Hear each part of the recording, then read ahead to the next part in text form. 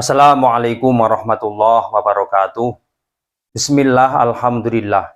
Wassalatu wassalamu ala rasulillah. Wa ala alihi wa sahbihi wa mawalah. Allahumma sholli ala Muhammad wa ala ali Muhammad. Saudaraku sekalian, dimanapun kita berada, semoga kita semua selalu dalam kesehatan, baik jasmani maupun rohani. Rezeki kita dimudahkan dari segala arah. Segala urusan kita menjadi mudah. Kita dijauhkan dari penyakit, musibah, dan seluruh mara bahaya. Kita selalu ditakdirkan menjadi orang yang beruntung dan selalu diberikan keselamatan baik di dunia maupun di akhirat. Saudaraku sekalian, kita akan membahas tentang penelitian orang lain selain Kiai Imaduddin yang menemukan fakta lain daripada yang diteliti oleh Kiai Haji Imaduddin. Ini sebagai bentuk tambahan wawasan bagi kita semua bahwa nasab Ba'alawi ini memang sebetulnya diragukan di dunia manapun, baik oleh kalangan sejarawan maupun kalangan ilmuwan-ilmuwan lain.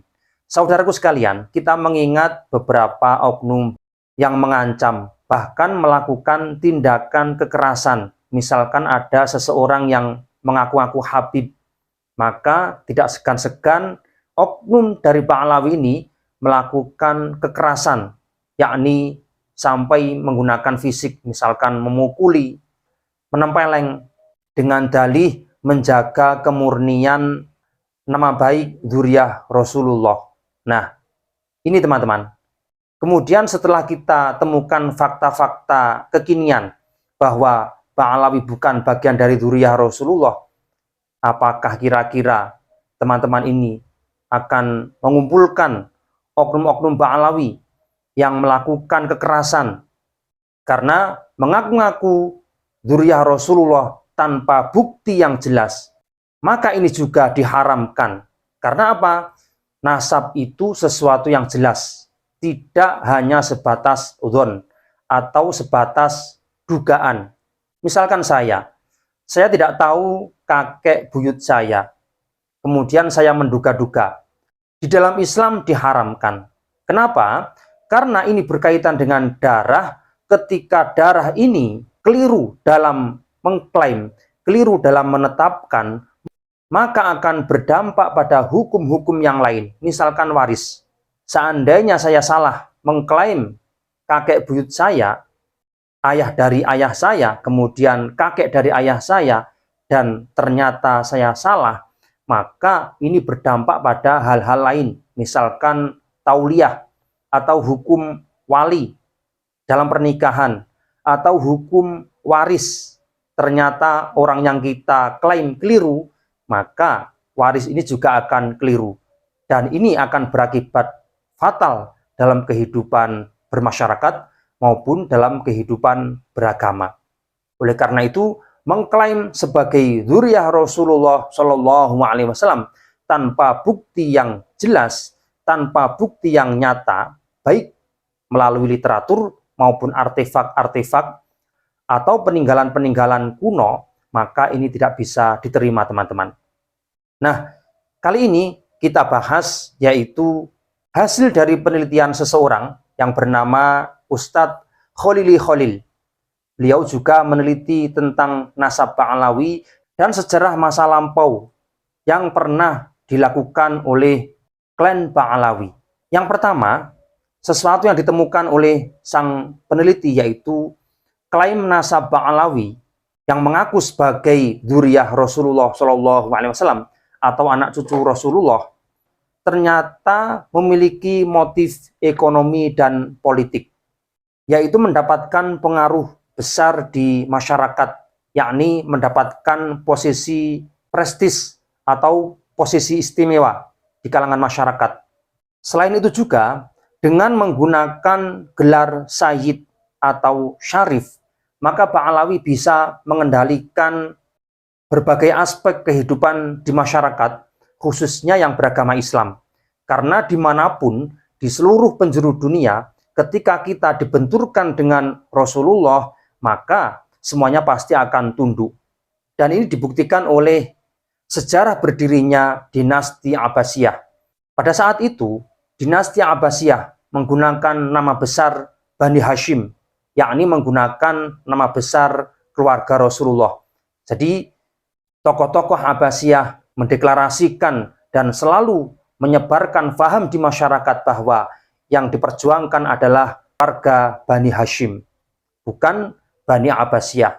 Oleh karena itu, mendapatkan simpati besar dari masyarakat, dan akhirnya dinasti Umayyah tergulingkan dengan mudah, yang pada saat itu dipimpin oleh Khalifah Marwan. Dan Ba'alawi ini menggunakan gelar Syarif atau Sayyid juga mendapatkan posisi seperti itu. Jadi penemuan peneliti tersebut yaitu bertujuan berkaitan dengan ekonomi dan politik. Yang kedua, fakta yang ditemukan oleh Ustadz Khalili Khalil, yaitu Ba'alawi juga diduga ikut melakukan praktik perdagangan budak. Dan pada saat itu, yang diperjualbelikan yaitu budak-budak dari Afrika. Nah, ini bukti yang aneh dan unik, teman-teman. Di mana Rasulullah SAW beserta para sahabat bersusah payah untuk melakukan idqu raqabah, yaitu memerdekakan budak. Justru kaum Ba'alawi ini memperjualbelikan budak, yaitu objeknya masyarakat atau suku Afrika. Kemudian ada fakta aneh yang ditemukan oleh Ustadz Khalili Khalil berkaitan dengan sanad atau jalur nasab yang diklaim oleh kaum Ba'alawi. Ternyata memang tidak ada sumber sejarah yang bisa dijadikan pijakan atau rujukan untuk menguatkan bukti bahwa Ba'alawi memang betul-betul keturunan Rasulullah SAW.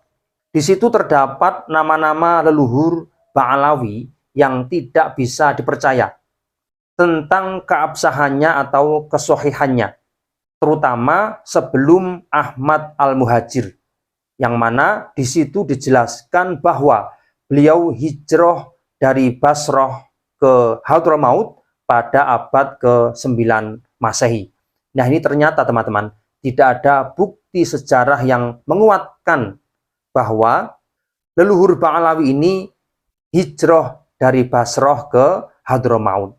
Nah, tentunya dari fakta seperti ini, apa yang diklaim oleh Ba'alawi bahwa nenek moyang Ba'alawi berasal dari Basrah, kemudian hijrah ke Hadramaut, ini tidak ada bukti yang bisa dijadikan pijakan atau yang bisa dijadikan hujah untuk menguatkan itu. Maka tentunya hasilnya nanti akan menjadi fiktif atau tidak nyata.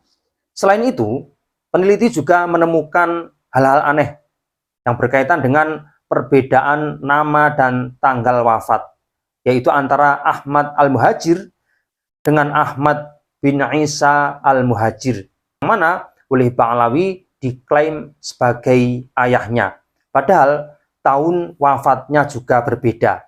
Nah, tentunya ini akan membingungkan dan tidak bisa dipercaya. Ini kalau dalam ilmu hadis sudah sukut, teman-teman, atau gugur dari pembahasan keilmuan hadis yang bisa mencapai derajat sahih. Bukan hanya dhaif, tapi bisa menjadi maudhu'. Maudhu' itu tingkat lemahnya itu parah, sehingga menjadi maudhu'. Nah, dari hasil penelitian Ustadz Khalili, ini juga muncul fakta baru, teman-teman, yaitu adanya kitab Al-Mashra'. Al-Rawi ini adalah kitab rujukan yang digunakan oleh Ba'alawi untuk mengetahui biografi mereka, untuk mengetahui nasab-nasab mereka. Di situ banyak keanehan-keanehan yang terjadi, yaitu fakta yang tidak masuk akal. Banyak hal-hal kontradiktif, banyak hal-hal yang bertentangan dalam ilmu sejarah dan ilmu nasab. Kita ambil contoh, misalkan penyebutan nama tokoh-tokoh. Dalam hal ini, yaitu Muhammad bin Ali yang wafat tahun 556 Hijriah. Di situ diklaim menjadi guru besar bagi masyarakat non-Ba'alawi. Dan ternyata ketika dilacak lebih lanjut, tidak ada bukti yang bisa menguatkan sejarah bahwa tokoh-tokoh Pahlawi ini merupakan guru besar dari masyarakat umum atau masyarakat non-Pahlawi. Nah, ini sebagai bukti penguat hasil dari penelitian Kiai Imaduddin bahwa banyak ilmuwan lain yang ikut meneliti tentang nasab Pahlawi memang ternyata banyak keropos dan tidak masuk akal. Oleh karena itu teman-teman, pesan dari hasil penelitian ini, gunakanlah agama secara semestinya. Janganlah membuat kelas-kelas tertentu di dalam beragama. Supaya apa? Tercipta ukhuwah Islamiyah yang baik. Sehingga sesama umat Islam saling menghormati, saling menghargai, saling menjunjung tinggi. Bukan justru menciptakan kelas-kelas. Seolah-olah dengan menamakan dirinya Habib dan bisa mengendalikan masyarakat atau muhibbin. Dengan begitu, dia mendapatkan posisi prestis, mendapatkan posisi istimewa di kalangan masyarakat, sehingga akan mendongkrak ekonomi dan politik. Apapun yang diucapkan akan didengar orang, apapun yang dibutuhkan akan direspon oleh orang lain. Nah, ini tidak dibenarkan di dalam Islam, teman-teman. Posisikan agama sebagai pegangan hidup, bukan sebagai alat politik atau alat mendapatkan perkembangan atau kemajuan ekonomi. Jadi seperti itu. Sekian, semoga bermanfaat. Wallahu a'lam bishawab. Assalamualaikum warahmatullahi wabarakatuh.